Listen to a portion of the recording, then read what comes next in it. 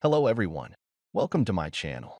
My name is Ari, and today we're going to have some more stories about our toxic life. But before we start, it would be so much appreciated if you would subscribe to my channel, like the video, if you enjoy it, and maybe leave a comment down below. These simple clicks would mean a lot to the future of this channel and really reward the effort that I put in every day. And now without further ado, let's go. Today's first story. In this story, Opie reflects on his 20-year marriage, which ended after his wife admitted to cheating. He believes resentment over their small wedding fueled her affair. After their amicable divorce, she squandered her settlement on an extravagant wedding and house. Later, deep in debt, she asked him for money, but he refused and cut ties completely. Now let's get into the story. I, 49 male, met my wife, 49 female, when we were in our mid-20s. We were friends for a while before we decided to date. The two of us dated for around a year, which isn't that long in the grand scheme of things, but at the time it seemed like we had been dating long enough. She mentioned us getting married, and I said I wanted to wait a little longer. Within a few months, I finally was ready to propose to my then-girlfriend. She accepted, and the two of us started planning a wedding. It was around this point I should recognize the red flags, but I didn't. Why? Well, I was in love. See, my fiancé wanted a huge wedding. While I understand it was a special experience, I didn't see the point of spending a couple of grand on what was essentially one day. I ended up convincing her to have a small, intimate ceremony. She seemed all right with it at the time, but I think as the months and years went by, she almost started to resent me for talking her into that. The thing is, we couldn't have afforded such a wedding at the time. I suggested that one day we could have the wedding of her dreams one day if we decided to renew her vows. This seemed to please her, but again I felt like this resentment was always there, just lingering beneath the surface. Was I the most romantic guy in the world? No, but I tried hard to keep the romance alive by doing little things for her over the years, and it wasn't like my wife didn't know this when we got married. We also didn't have kids, so there wasn't that pressure hanging over us. The years passed, and by the time we were in our 40s, we had been married for almost 2 decades. Things had gotten stale for the past year or so, which led me to plan a romantic night out. I even asked my sister for help because, like I said, I wasn't very romantic. It ended up not going anywhere. My wife never came home that night, and when she did, she said that she had stayed at a friend's house. They had been drinking, so she figured it was safer for her to just spend the night out there. I saw no reason to not believe her, so I took her at her word. The next night I tried again, and we had a pleasant dinner. When I tried to initiate intimacy, she brushed me off saying she was too tired. Again, I didn't think too much of it. We both worked a lot, which was why we were finally able to afford the lifestyle we were currently living. This trend continued, and it got to the point where I had to ask myself if I was going to continue to believe her stupid lies, which were lies. I reached out to her friends to see if she was there, but they covered for her. I shouldn't have been surprised. The only way I could think was to directly confront her about her lies and ask her if she was cheating. To my surprise, she admitted everything the night I confronted her. I think I was in shock that she just straight up told me that she was cheating. Honestly, I don't know what I was expecting. I think I thought she might try to deny it and tell me that I was wrong, but she didn't do any of that. So I asked who it was and how long it had been going on. He was a family member of one of her friends she met one day. It was an instant attraction, and he was so romantic. There it was, the one thing that I could never manage to do.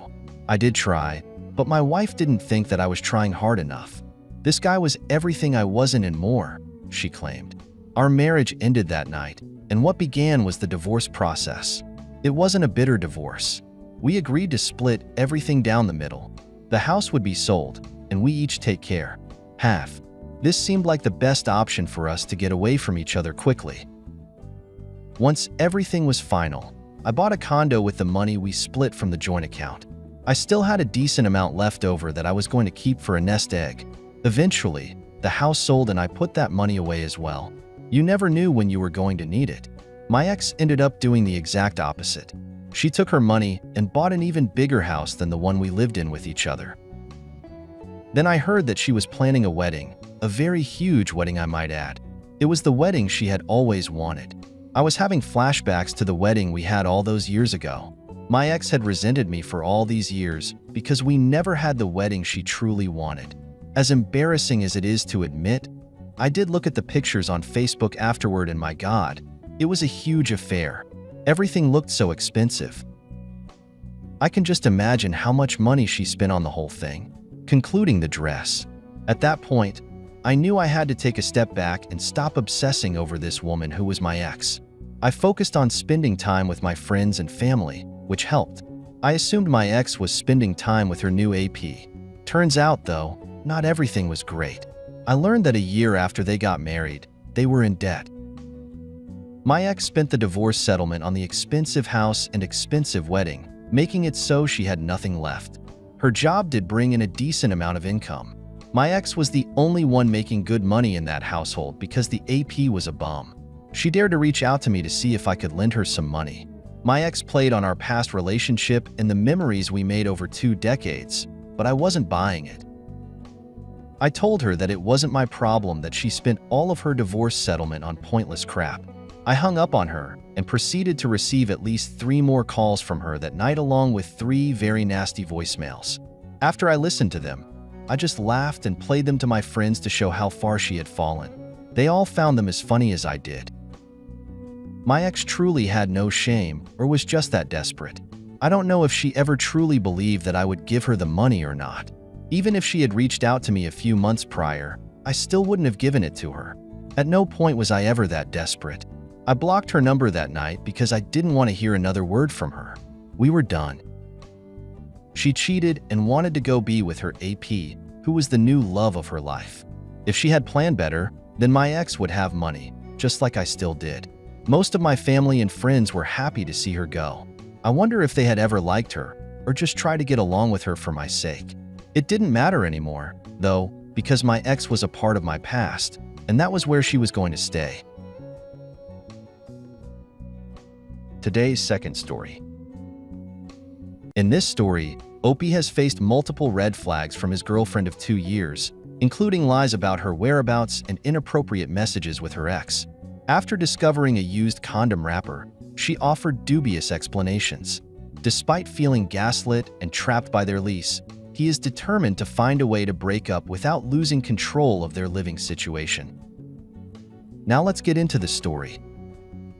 Over the last month, my girlfriend of 2 years, who I live with and with whom I just renewed our apartment lease for another year in December, has been showing many red flags. She lied to me twice about who she was with. The first time she told me she was hanging with her gay best friend. Checking Snapchat maps showed me she was really hanging with an old FB she reconnected with on Tinder. I said she could have a Tinder, but only to talk to other girls. I talked to the dude, and he said all that happened was she twerked him a little. A few days later, I snooped on her phone when she was sleeping and saw a message from some guy saying, "Thanks for hanging out." I asked her what she did that night as I was at work, and she said that it was just her and the animals. I called her out and she apologized, but she then gaslighted me saying it was my fault that she lied because I got so jealous. She said all they did was smoke and watch The Witcher. I snooped on her phone again a couple of weeks later and saw her messages to her ex. She had been sharing details of our intimate life and even sent him a video of us without my consent. I called her out and she said it was a small mistake and that I shouldn't have snooped. There's more, but the condom thing happened last night. See, I recently switched to the overnight shift to accommodate her schedule, no less. I came home and I noticed the lotion was out on my nightstand. I checked the trash next to the bed and found a condom wrapper. She and I don't use condoms. She said she must have found it while cleaning and thrown it away. Bullshit, because we don't use them, and the way it is torn showed that it was used, just a corner ripped off. She had to leave for work right away, and that's where she is now. She finally admitted she had an old college friend over to smoke and sell him some of her prescription pills. She's pretty broke, but he left right away. Also, since I paid her phone bill, I was able to access text logs. I found some instances where she had texted me good night while I was at work, but she still stayed up texting other numbers. Sadly, I can't view the logs for the current cycle. I can't reconcile all these red flags. It sucks I'm too broke to break the lease, but I might just have to borrow the money. I don't buy her condom story for 1 second. Update. She is still really secretive and won't give her phone up at all. I made her give me the Snapchat handle of the guy who came over last night by saying if she didn't, then I would cut off her phone payments. She hurried and warned him that a message from me was coming. He made some excuse that he had just come away from his girlfriend's house and had the wrapper and had thrown it away in my trash. And it just so happens to be the same brand as the one that went missing from my nightstand drawer. Likely story. I never knew how intense gaslighting was until she started calling me a psycho for snooping at her phone and going through text logs. I hate it too, but it's the only way to get a straight answer. She keeps saying, "I only lied to protect you because I knew how you'd feel if I told you I was with a guy friend." Bullshit. You lied to protect yourself because you know how bad it looks. She's out right now with her gay friend for his birthday party. I've received no pictures, and she has lied saying she was with him before when she was really with someone else. I haven't told her yet because I'm afraid if I break up with her while we still have the lease, she will have free reign to bring in a new guy every night while I'm at work. So I have to figure out how to break the lease first. Today's third story. In this story, OP discovered his wife's cheating after hearing a shocking comment from her ex-best friend during an argument. Despite raising 2 children he believed were his, DNA tests revealed they were not. He confronted his wife, who denied everything until he showed her the proof. He demanded a post-nuptial agreement and proceeded with a divorce, gaining majority custody. Now let's get into the story. I'm a 32 man who started dating my wife, who's now 27, right after she graduated college. Early on, I will fully admit we had a bit of a rocky relationship. She was fresh out of college and still a little immature, and this led to some pretty frequent fighting. Nothing physical, just arguments. And at one point, before we were married, we had one that turned into a temporary breakup. We spent time away from one another, but we both decided that we missed one another. So after about 6 months apart, we made up and got back together and got married. I love her very much truly, and we have 2 children, a 7-year-old girl and a 5-year-old boy. Now before we got married, I knew she was still someone attached to her ex-boyfriend, and I will fully admit I did snoop around in her phone once or twice to make sure they were no longer in contact with one another. But I found nothing. So as I said, I'm married to the love of my life and have 2 children that I love. I provide for my family in every way that I can. Unfortunately, this is where things started to go amiss. My wife had a best friend of many years who had been her roommate in college. One day, her best friends came over. Usually, when her friend is over, I give them some space as I don't want to intrude, but I happened to be in the kitchen when they started fighting. I'm not sure what started it, but their voices were already tense when I walked into the room, and within a minute, they were having a full-on argument in front of me. As it got more and more heated, they just started spilling each other's secrets. At one point, her best friend looked me dead in the eyes and told me she felt sorry for me, since I'd been raising another man's children this whole time. Before I could ask her to elaborate, my wife threw her out of the house. I was obviously shocked to hear this and asked my wife what her friend had meant by that. But my wife played dumb, claiming she had no idea and that her friend was probably just saying whatever she could hurt her. Obviously, I was troubled by the statements her friend had made. I wanted to believe that my wife was loyal to me. I really did, but I had to be sure. So I went behind my wife's back and ended up speaking to her former best friend about what she had said during the fight. I had hoped I would get a simple, "Oh yes, I was drunk and angry," and just saying whatever I could. But what I got instead was her former friend showing me the emails the 2 of them had sent one another about my wife cheating on me. With undeniable proof, my heart shattered. I went home. I decided to double-check just in case her former friend was somehow tricking me. I quietly slipped through the house to my wife's phone and saw that the conversations with her former friend had been deleted from her phone. This confirmed in my mind that she was absolutely hiding something. So I conducted DNA tests on both of my children. Or perhaps I should say on both of the children as the test came back, confirming the kids were not mine. I was devastated. I had been raising another man's children for the past 7 years thinking they were mine, Worse than that, my wife had lied to my face every day for the last 7 years. I'd had it. I confronted my wife, and she denied it once more, claiming her former friend was a liar and just trying to destroy their home. Her tune immediately changed when I showed her the test results.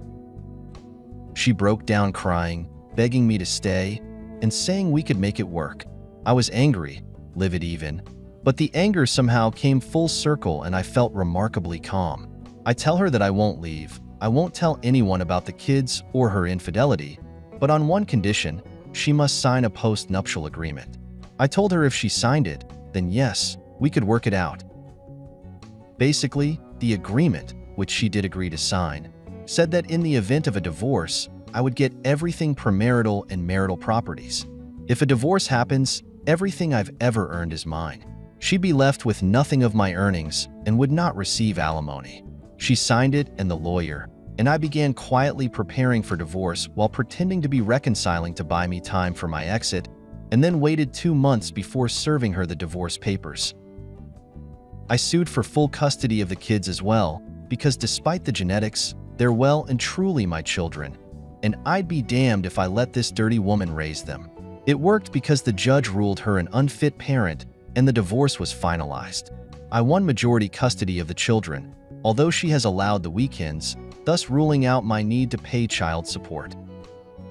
On the day the divorce was finalized, I made a post on my Facebook and revealed that my ex-wife cheated and betrayed me in the worst way possible, which is the reason for the divorce. Though I didn't reveal that my children aren't biologically mine, my ex was in hysterics after that and kept pleading with me to take it down, but I didn't.